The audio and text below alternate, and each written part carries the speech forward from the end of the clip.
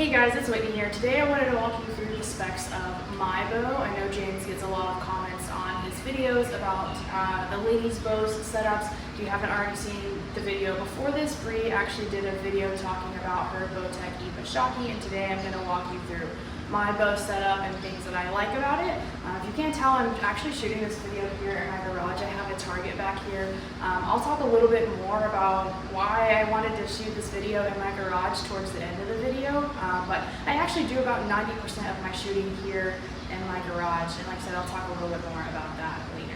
Alright, so let's get into it. First things first, I want to start with what works for me might not work for you and vice versa. But with that being said, I'm going to go ahead and walk you through my setup. So I'm shooting in Elite Envision. I've actually only been shooting for about a little over 2 years now. This is my second bow. I started with a Matthews V3. I have no bad things to say about it, but I didn't really love it. And then kind of the second I put this one in my hand and was drawing back a bit, I was sold on it.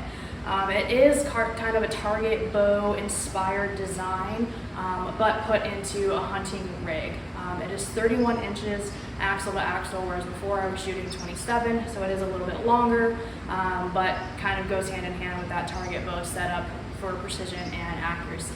I currently have 60-pound limbs on my bow, and I'm pulling back 56 or 57 pounds, somewhere in there. I do know the limbs on this bow range from 40 pounds to 75 pounds, so for the ladies, if you need something a little bit lighter, there are 40-pound limbs options, and then for the men, if you end up liking this bow, it goes all the way up to 75 pounds. As far as my draw length goes, I've actually never measured my wingspan at all. I've kind of always just gone into the shop. The guys have looked at me, they've guessed or estimated, and then we've adjusted accordingly depending on where I like to anchor my release or anchor kind of back on my jawbone. The really cool thing about this bow is, let's say I have it set up at 26 3/4 for my draw length, and you can change the mods in 1/4 inches, not just 1/2 inches, and so that really allows for a little bit more variability when you're adjusting that draw length there. I am shooting a left-handed bow. Interestingly enough, I am right-handed, but I am left eye dominant, and so maybe something to consider if you're first getting into shooting and really trying to figure out what side's best for you. Test that eye dominance, and that'll really help you determine kind of what side you're going to be best with. I was really fearful of shooting with my left hand at first, mostly because I've always been right side dominant. My right side has always been my strong side.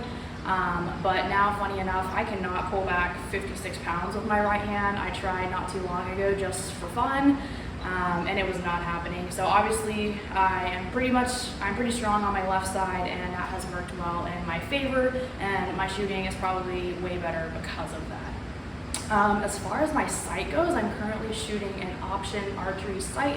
I'll walk in here a little bit. I can really get the best of both worlds with this guy. I can shoot a fixed multi-pin sight, and I can also get a single pin setup, slider setup. I really do prefer that slider sight for tack or total archery challenge style shooting, and then I prefer the fixed pin setup for hunting. That way I'm not having to slide and adjust depending on where I range the animal at. My arrow rest is a Hamskea Hybrid Hunter Pro. You can kind of tell that it's there, but I have the cage taken off of it. I did take the cage off because it was blocking the bubble on my sight, which is obviously very important. So it just goes kind of to show that maybe it's not necessary. I know people like to have it when they're hunting if they have an arrow knocked, and maybe they're walking with it because that might keep that arrow in there a little bit better. But as I said, it's definitely not completely necessary to have that. My peep, I do have a hooded peep. I don't know if you can tell there. As far as the brand of this peep, I could not tell you. I'm not completely sure, but I do like that hooded peep because it does help keep light out of my sight a little bit better. And here in Texas, that can be a problem, and it really can be a problem anywhere. I also have never tried really any other peep. I have heard that when you change your peep, it can change maybe some things. So if you have a preferred peep, or you have different options that you like to play around with, or you have a favorite peep that you really like, drop that in the comments and let's hear what you like about that. I've kind of really just gotten into all the small minute changes you can make that can really affect your shot. So let's hear about that from you. As far as my stabilizers go, as you can tell, I do have a front and a back stabilizer. The weight that is on these stabilizers, I could not tell you. I've kind of just played around with it while I was shooting and added weight or taken away weight depending on what felt best while I was shooting.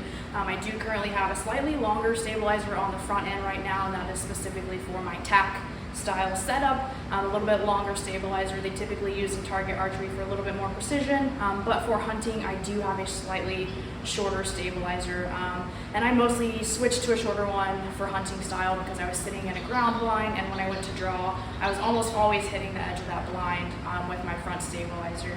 So play around with what you like best. I know, like I said, not one thing works for everybody, but I do really like the setup that I have right here, and it does work for me.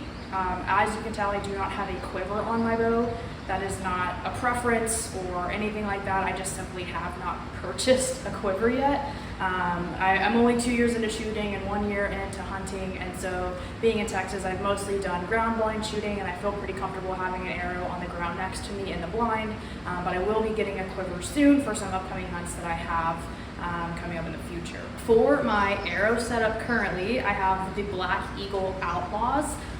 Before this, I was shooting 2 different arrows, one for tack, one for hunting. The tack arrow that I had was the Black Eagle Intrepid, which is a incredibly light arrow. It goes really fast and really far, and really that was a great arrow for a tack style setup. And then I had the Black Eagle Rampage arrow, and that was my hunting arrow. Quite a bit heavier of an arrow, had a little bit more oomph in it. But really I was looking for a good hybrid arrow, one that was not super heavy, but also not super light, because I didn't really like switching back and forth between a tack arrow and a hunting arrow. So that led me to these Black Eagle Outlaws. So far I am a fan of them. I do think the Black Eagle Rampage fly the best, but like I said, these were a little bit lighter, so it did help a little bit to get a little bit more distance as far as tack goes when I'm trying to shoot between 60 and 100 yards. As far as the vanes go on these, I do have the ones that just come on it. Like I said, I've only had these arrows for a couple of weeks. I got them also right before the San Antonio tack, so I wanted to kind of see how they flew with the vanes that came on it, but I might end up switching to different vanes for these as well. For my release, I am shooting a Stan Onyx thumb release.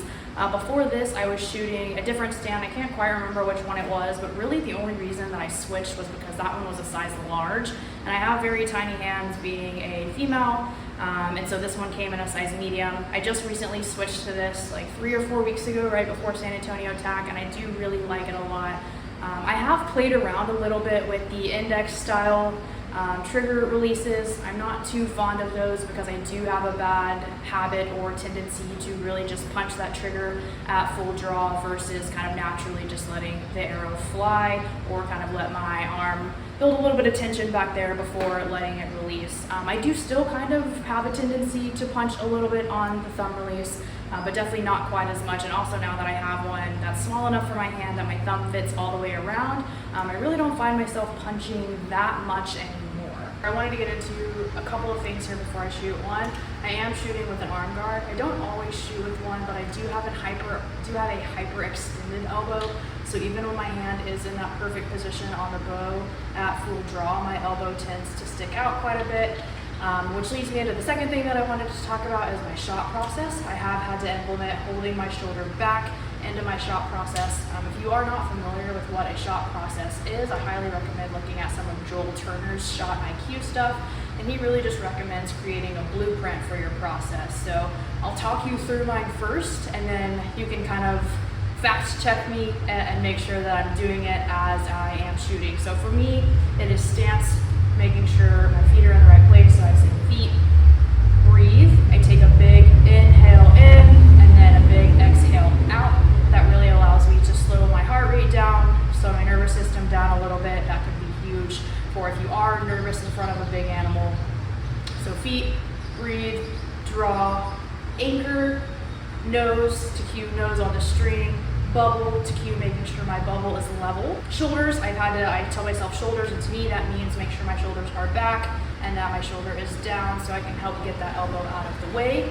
After shoulders, it is address the trigger. So for me, that means just bringing my thumb all the way around and then I tell myself hold, hold, hold, hold, adjust the trigger, adjust the target, hold, hold, and then kind of just naturally release whenever my kind of arm is at a position where my thumb is in the right spot for it to release. With that being said, here's a couple of shots.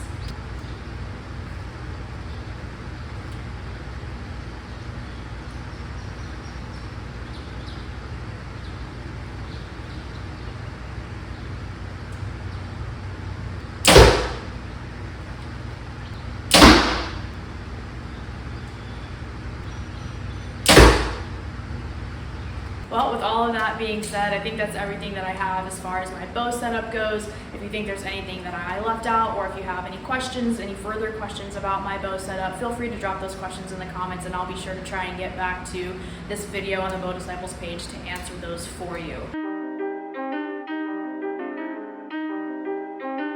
Wow, deputy.